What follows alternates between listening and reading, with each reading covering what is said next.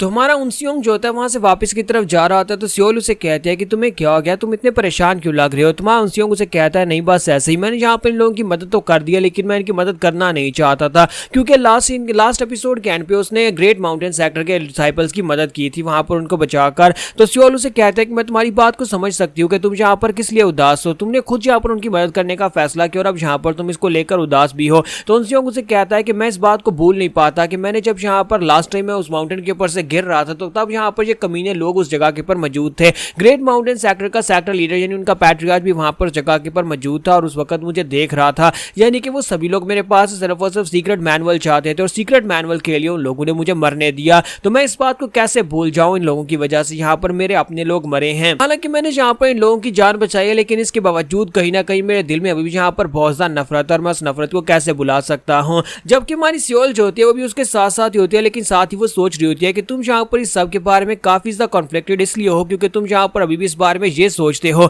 कि तुम यहाँ पर उनके साथ जो कुछ भी कर रहे हो वो बुरा कर रहे हो। एक तो तुम अपना बदला भी लेना चाहते हो लेकिन तुम एक बहुत ही केयरिंग और लवेबल इंसान हो, इसी वजह से तुम उनके साथ बदला नहीं भी लेना चाहते। तो यहीं पर से नेक्स्ट सीन जो होता है माउंटेन के ऊपर का दिखाया जाता है जहाँ पर एक टेंपल होता है। सिट्राइन सेक्टर के एल्डर को दिखाता है कि बड़ी तेजी के साथ भागता है वहां पर पहुंचता है, जबकि मास्टर जू वहां पर पहले से उसका वेट कर रहे होते हैं। तो लाइंस लीडर उसे कहता है कि तुम तो यहाँ पर लेट आए हो, तो वो उसे कहता है प्लीज मुझे माफ करना, ग्रेट माउंटेन सेक्टर के कुछ डिसाइपल्स जो थे वो खतरे में थे और वहां पर हमारे सेक्टर के अंदर अचानक से आ गए थे, तो मुझे उन लोगों को रिसीव करना पड़ा। और साथ ही यहाँ पर उसे बताता है कि वोनजोंग सेक्टर के लोगों ने उनके रास्ते में उनके ऊपर अटैक किया था। तो मास्टर जूस की तरफ घूर कर देखता है, फिर साथ ही उसे कहता है कि अच्छा ठीक है, वैसे भी यहाँ पर हमारे पास इतना समय नहीं है, हम लोग इस वक्त यहाँ पर एक बहुत ही खास किस्म का ऑपरेशन करने वाले हैं, इसका मतलब यह है कि हम लोग यहाँ पर इस तरह की डिस्टर्बेंस का हिस्सा नहीं बन सकते। और साथ ही उसे बताता है कि क्या तुम्हें पता है कि बहुत ही जल्दी यहाँ पर से जो शिपमेंट निकलने वाली है उस शिपमेंट को इंपीरियल फैमिली के लोग सुपरवाइज करने वाले हैं। तो सिट्राइन सेक्टर का एल्डर भी काफी घबरा जाता है और कहता है कि अगर इंपीरियल फैमिली के लोग यहाँ पर जो करने वाले हैं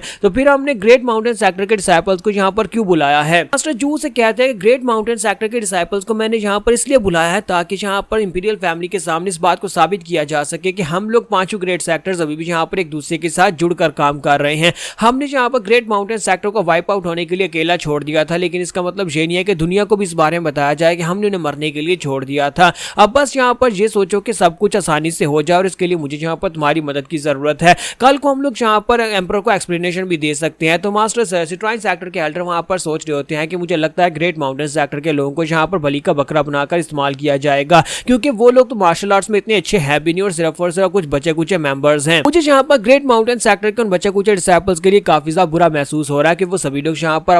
अपने आप को बचाने के लिए हमारे सिट्राइन सेक्टर में आए थे, लेकिन अब वो सभी लोग यहाँ पर इस शिपमेंट का हिस्सा बनने के बाद मरने वाले हैं। तो इसी के साथ ही हमारे जो मास्टर होते हैं वो उसे कहते हैं कि तुम्हें यहाँ पर कैसा लगेगा जब इंपीरियल फैमिली के लोग तुम्हारी मदद करेंगे, तुम्हें सिट्राइन सेक्टर का एक एल्डर नहीं बल्कि सिट्राइन सेक्टर का पैट्रियार्च बनाने में। तुझे बात सुनते ही एल्डर बहुत ज्यादा खुश हो जाते हैं और कहते हैं कि वाकई में इंपीरियल फैमिली यहाँ पर मेरी मदद कर सकती है। फिर साथ ही वहां पर खामोश हो जाता है और उसे कहता है लेकिन अफसोस के सिट्राइन सेक्टर यहाँ पर तुम्हारा साथ नहीं दे सकता। तुझे बात सुनती मास्टर योंग कहते हैं कि इस बात का क्या मतलब है, तुम मेरा साथ क्यों नहीं दोगे। तो उसे कहता है कि क्योंकि यहाँ पर तुम्हारा साथ इसलिए नहीं दे सकता, तुम्हें तो मेरे ब्रदर के बारे में पता है जो कि इस वक्त सेक्टर लीडर है। तो वो उसे कहता है कि अब इस बात का क्या मतलब है, क्या सेक्टर लीडर इस वक्त सर्कुलेशन से ट्रेनिंग करके बाहर निकल चुका है। तो वो कहता है हाँ वो वाकई में बाहर निकल चुका है, मेरा सीनियर ब्रदर जो कि सिट्राइन सेक्टर का लीडर है वो बाहर आ चुका है और उसने यहाँ पर इस वक्त एस्कॉर्ट एजेंसी के ऊपर पूरी नजर रखी हुई है और मुझे नहीं लगता कि वो यहाँ पर इतनी आसानी से ये सब कुछ होने देगा। तो मास्टर यू से कहता है कि वो कमीना यहाँ पर क्यों बाहर निकला, उसे भी क्या यहाँ पर इसी वक्त निकलना था और मुझे लगता है कि आज भी वो यहाँ पर मुझसे नफरत करता है और साथ ही उसे मेरे ऊपर शक है। इसी के साथ ही वो उसे कहता है लेकिन लगता नहीं है कि वो इतनी आसानी से मानेगा।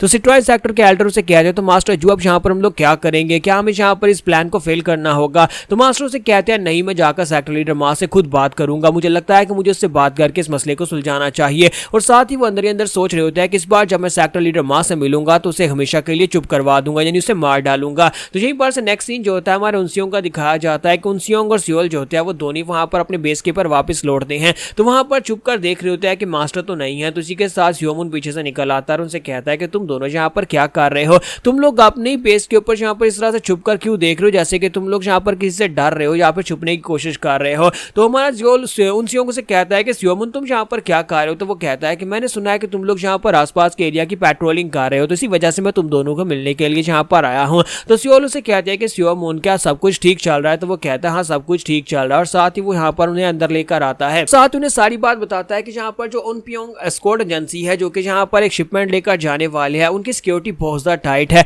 और ऊपर से अंदर घुसने के बाद निकलने का रास्ता भी बहुत ज्यादा मुश्किल है। उसके अंदर जहाँ पर हमारे जितने लोग हैं, जितने भी हमारे कॉन्टैक्ट्स हैं, उन सभी से भी हमारा राब्ता नहीं हो पा रहा और हम लोग उनके पास से भी कोई इन्फॉर्मेशन नहीं निकलवा पा रहे, जिसकी वजह से यहाँ पर इनके ऊपर नजर रखना काफी ज्यादा मुश्किल है। और ऊपर से इंपीरियल फैमिली के गार्ड्स भी यहाँ पर चौकन्ने हैं, उन लोगों ने भी यहाँ पर शिपमेंट के ऊपर नजर रखी हुई है। लेकिन लगता है कि बहुत ही जल्दी हमें यहाँ पर हमारे सवाल का जवाब मिल जाएगा और बहुत ही जल्दी हम लोग यहाँ पर उनके ऊपर अटैक करने के लिए कोई प्लान बना लेंगे। ठीक है, साथ ही वो लोग अंदर आकर बैठ जाते हैं तो सियोमोन जो होता है वो उनसियोंग से कहता है कि उनसियोंग बताओ कि तुमने यहाँ पर क्या कुछ सीखा है। तुम्हारा उनसियोंग जो होता है वहीं पर खामोश हो जाता है, जबकि सियोल उसे कहती है जितनी इन्फॉर्मेशन हमें यहाँ पर उस शिपमेंट के बारे में है कि उस शिपमेंट के साथ जो एस्कॉर्ट टीम जाने वाली है वो ग्रेट माउंटेन सेक्टर से होने वाली है। हालांकि पांचों ग्रेट सेक्टर्स में काफी स्ट्रॉन्गेस्ट मार्शल मास्टर्स भी हैं, लेकिन जो 6 मार्शल मास्टर्स को यहाँ पर चूज किया गया है वो ग्रेट माउंटेन सेक्टर्स हैं और वो काफी ज्यादा कमजोर भी हैं। बात सुनने के बाद सियोमोन कहता है मुझे लगता है कि ये कमीने लोग यहाँ पर जानबूझकर कोई ना कोई प्लान बना रहे हैं, इसी वजह से ग्रेट माउंटेन सेक्टर के कमजोर लोगों को एस्कॉर्ट का हिस्सा बनाया जा रहा है। मुझे लगता है कि वो लोग उन सभी लोगों का बलि का बकरा बना रहे हैं। तो उनसे कहता है कि इस बात का क्या मतलब है कि उन्हें बलि का बकरा बनाया जा रहा है।